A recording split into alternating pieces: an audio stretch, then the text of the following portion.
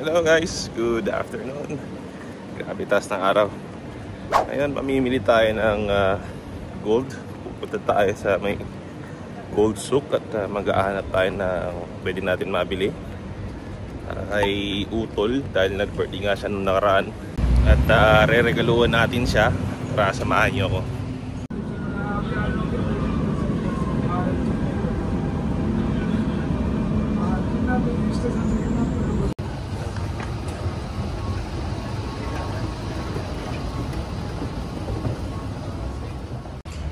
So hello guys, grabe init. Alas 3 pasado na dito ng hapon sa Middle East.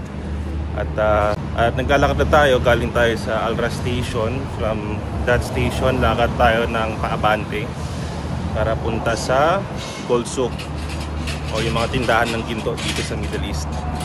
Kasi dun sa area ng mga nakastalls dun sa gilid, medyo may kamahalan dun kasi separate yung pwesto nila, private.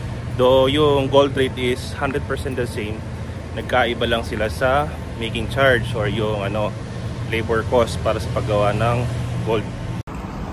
So paglabas nyo lang ng Al Ras, diretsuhin nyo lang itong area na to. Tindahan ng mga gold yan. Bawat shops, maraming retail shops dyan.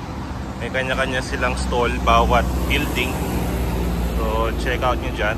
Or alternatively, pupunta tayo dun sa old area ng tindahan ng mga ginto. Ayan, kung nandito na kayo sa area na to, Al Salem Carpet, kung nakikita niyo yan, gold souk, dito tayo. Diretso tayo dito.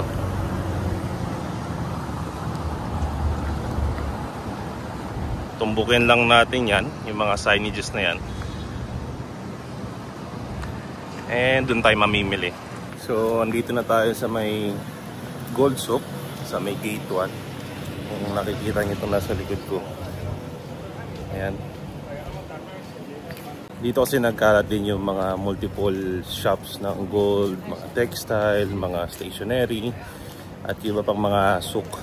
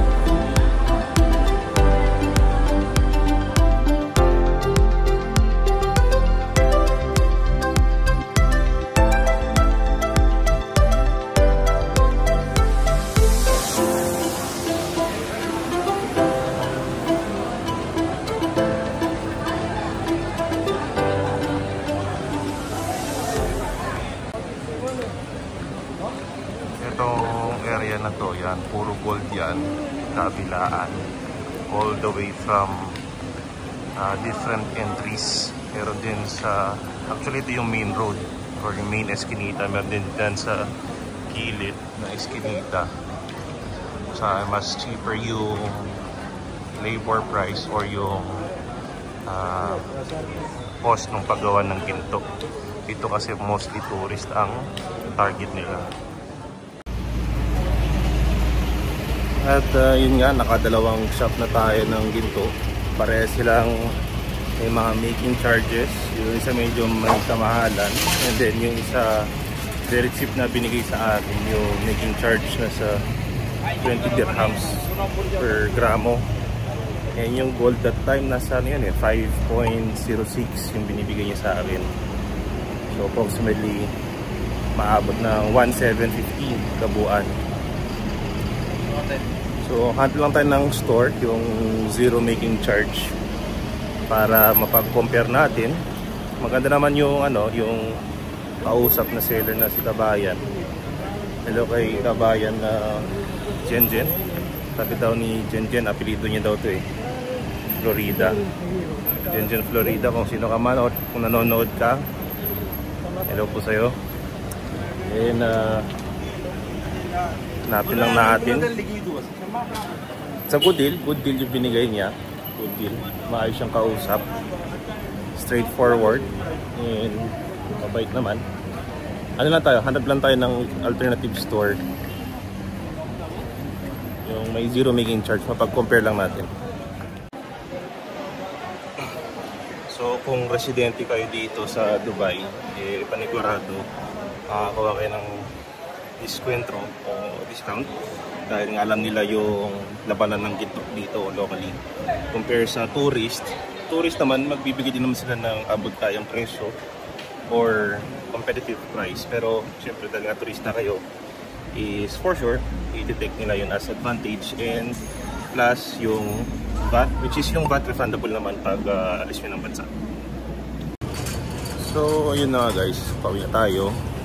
And speaking of dun sa zero making charge, wala nga tayo nakuwang 18k na gold. Dahil nga ang mga zero making charge na napuntahan ko is nagsa-start sila ng 22k, 21, may 18 pero may gold, ay mayroon siyang diamond. So di naman ginawa nagahan ng diamond kasi wala naman din siyang value kung maliliit man lang.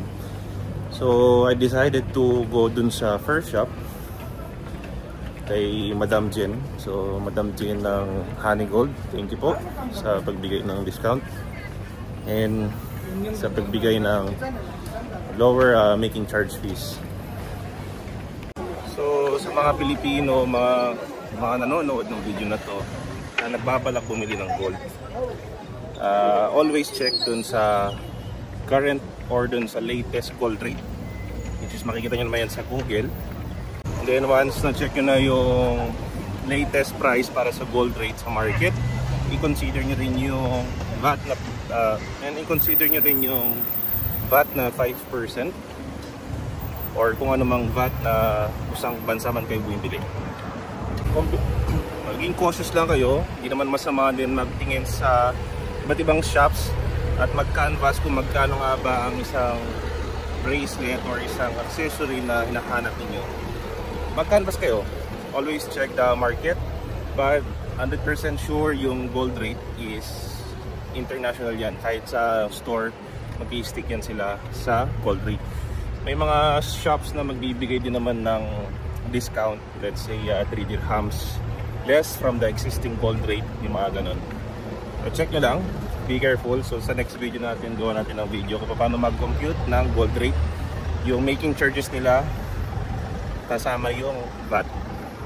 So thank you guys for watching. See you in the next videos. Goodbye.